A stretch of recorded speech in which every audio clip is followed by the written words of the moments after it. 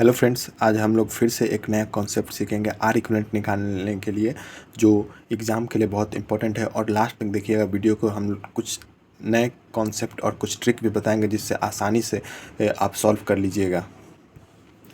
पहला क्वेश्चन यह है कि ये रेजिस्टेंस दिया हुआ है मेरे पास, यह पहला क्वेश्चन है। इसको सॉल्व करने का कोशिश पहले आप पॉज कीजिएगा, उसके बाद कोशिश कीजिएगा, नहीं होगा तो फिर वीडियो देखिएगा। तो पहले क्वेश्चन का अगर सॉल्यूशन बताने का कोशिश करें तो अगर यह रेजिस्टेंस, अगर मानते हैं यहाँ से बैटरी लगा होगा तो यहाँ से करंट आएगा। यह करंट दो पार्ट में बटेगा, इधर एक करंट जाएगा और इधर एक करंट जाएगा। कुछ करंट का पार्ट इधर जाएगा, कुछ करंट का पार्ट इधर जाएगा। तो जितना करंट इसमें जाएगा उतना करंट इसमें जाएगा। तो यह दोनों सीरीज में हुआ। तो अगर मान के चले यह दोनों सीरीज में हुआ तो इसको हम लोग सॉल्व करेंगे तो यह 2R होगा और यह R होगा। फिर हम एक नया सर्किट बना लेंगे, यहाँ ए पॉइंट लिख देंगे यहाँ पे। यह आपका 2R हो गया, या आपका R हो गया, R हो गया। ए बी के बीच में हमें फाइंड करना है R इक्विवेलेंट ए बी के अक्रॉस। तो अब हम R इक्विवेलेंट निकालेंगे ए बी के अक्रॉस। यहाँ पे हो जाएगा यह दोनों तो पैरेलल में, तो पैरेलल में आप निकाल सकते हैं 2R into R into 3R plus 3R, 2R square by 3R। R से आपका एक R कट गया, 2R/3 आंसर आ गया। अब अगर क्वेश्चन में R की वैल्यू पे 2 ओम 3 ओम 5 ओम जैसे भी दिया होगा, आप लोग ऐसे ही सॉल्व कर लीजिएगा। क्वेश्चन नंबर 2 हमारे पास यह है, जैसे यह पॉइंट ए है और यह पॉइंट बी है। तीन रजिस्टेंस मेरे पास है, ठीक है। R वैल्यू मानकर आप R की जगह पे कुछ भी देगा, वो तो क्वेश्चन पे डिपेंड करता है। तो समझिए, इसमें अगर मान के चलिए कुछ करंट जाएगा, आई करंट जाएगा, तो यह करंट दो पार्ट में बट जाएगा। तो अगर करंट पैरेलल में बटता है तो यह दोनों फिर आपका पैरेलल में हो गया। तो यह दोनों को अगर हम सॉल्व करेंगे तो इसका R इक्विवेलेंट आएगा R/2, क्योंकि सेम वैल्यू का रेजिस्टेंस होता है। ये दोनों को सॉल्व करने पर आपका R/2 आया, और फिर ये R है। तो एक हम नया सर्किट यहाँ पे बना लेते हैं, R यह आपका वैल्यू R/2 और यह R हुआ। तो अब R इक्विवेलेंट निकालेंगे ए बी के अक्रॉस। तो R/2 प्लस R, क्योंकि ये दोनों सीरीज में है तो इसका एलसीएम ले लेंगे 2R प्लस 2R, 3R/2 इसका आंसर होगा। क्वेश्चन नंबर 3 यह है, एक 4 रेजिस्टेंस दिया हुआ है, हर रेजिस्टेंस का वैल्यू 2 है, ठीक है। और ये इस तरह से इसका अरेंजमेंट है। मान के चलिए यहाँ से आई करंट जाएगा, ठीक है। करंट दो पार्ट में बटेगा, कुछ करंट इधर जाएगा, कुछ करंट इधर जाएगा। तो जो इधर वाला करंट जाएगा वो इसमें भी सेम करंट रहेगा, इसमें भी वही करंट रहेगा, इसमें भी वही रहेगा। तो यह तीनों आपका सीरीज में हो गया, सीरीज में हो गया। तो सीरीज में आर इक्विवेलेंट अगर हम निकालेंगे ये तीनों का, तो 2 + 2 + 2 यह 6, और यह हो जाए, और यह 2 है। तो एक नया सर्किट यहाँ पे बना लेते हैं, नया डायग्राम बना लेते हैं हम लोग। यह पॉइंट ए है, यह आपका 6 ओम हो गया, और यहाँ पे यह आपका 2 ओम हो गया।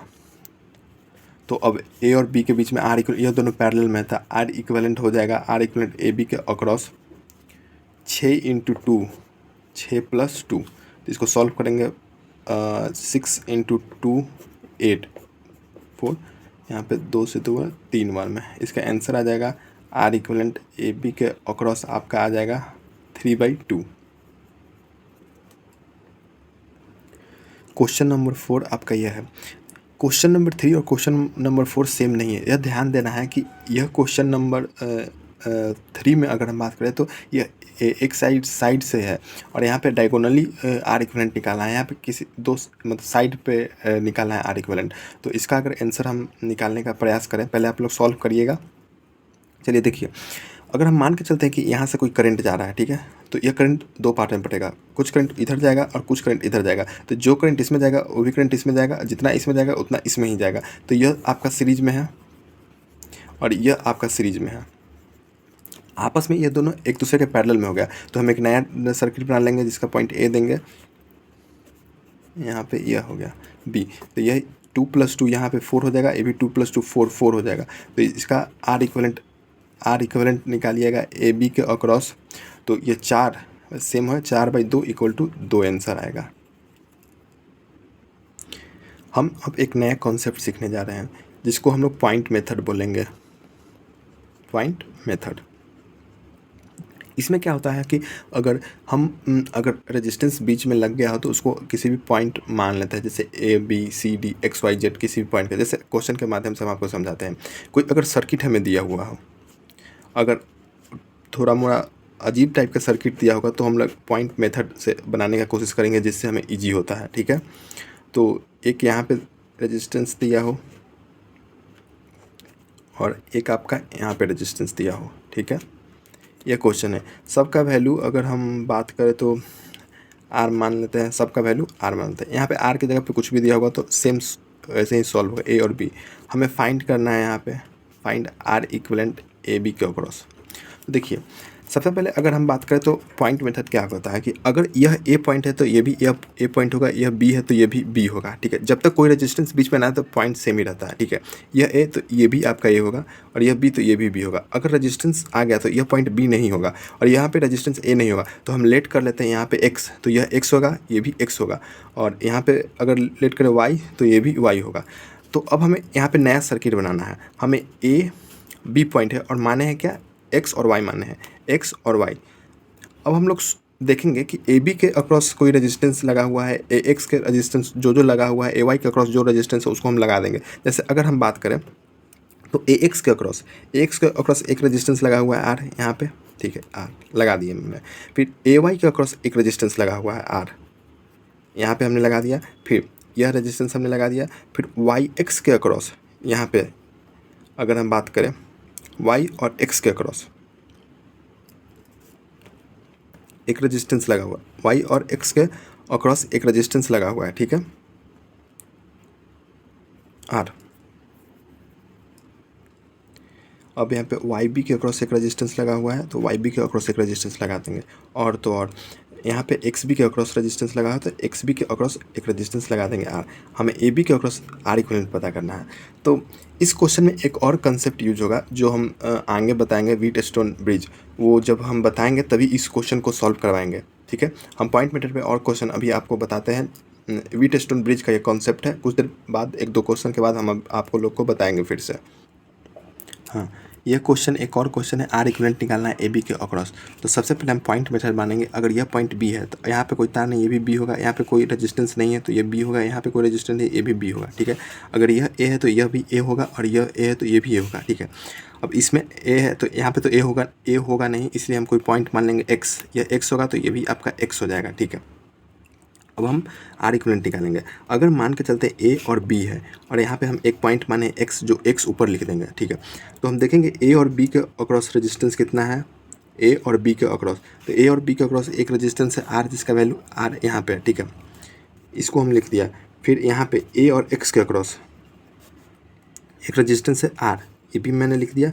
फिर यहाँ पे देखा जाए बी, ये बी और एक्स के में दो रेजिस्टेंस है, तो हमने बी और एक्स में दो रेजिस्टेंस हमने ऐसे पैरेलल में लगा दिया। ठीक है, और ए बी और बी के अक्रॉस हमें पूछ रहा था।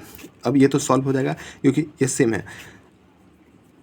अब हमने इस तरह से रेजिस्टेंस बना लिया, तो जो पॉइंट माने थे उसको हम लोग ऐसे मान सकते हैं। उसे हम लोग यहाँ पे मान भी हटा भी सकते हैं, नहीं तो आप उसे छोड़ दें। अब हम देखें तो यह दोनों आपका पैरेलल में है, तो यह आपका r/2 हो जाएगा और यह पैरेलल में है, तो अब यह और यह दोनों सीरीज में होगा। अब एक नया सर्किट यहाँ पे बना लेते हैं जिससे आप लोग को ईजी होगा।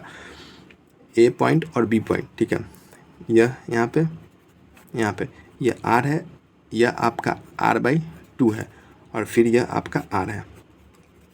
सेम पिछला क्वेश्चन एक ट्रायंगल वाला मैंने करवाया था उसी तरह से है। अब ए और बी के अक्रॉस आर इक्विवेलेंट निकालना था। यह दोनों आपका क्या में हो गया, सीरीज में, और यह इसके पैरेलल में हो गया। तो ये सीरीज में होगा तो r + r/2 को अगर आप सॉल्व कीजिएगा तो 3r/2 आएगा।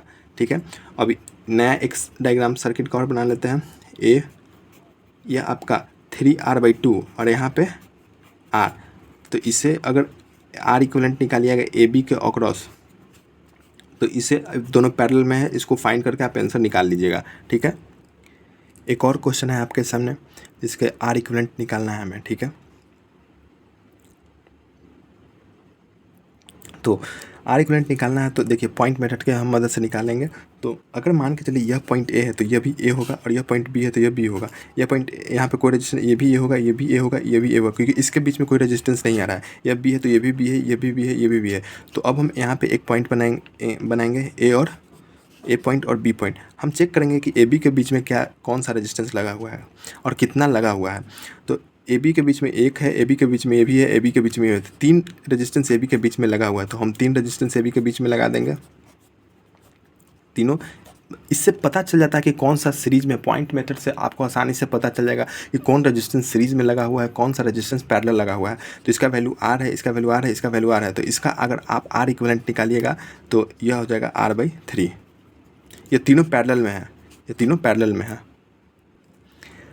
मेरे पास एक और क्वेश्चन है, पॉइंट मेथड से ही सॉल्व करेंगे। अगर पॉइंट मान के चले यह ए है तो ये भी ए है। अब यह आगे ए तो होगा नहीं क्योंकि बीच में रेजिस्टेंस है। यह बी है तो यह पॉइंट बी होगा, ये भी पॉइंट बी होगा। ठीक है, अब यहाँ पे कोई हम पॉइंट एक्स लेट कर लेते हैं। एक्स लेट कर लिए, एक्स पॉइंट लेट कर लिए। ठीक है, अब हम एक यहाँ पे नया सर्किट बनाएंगे।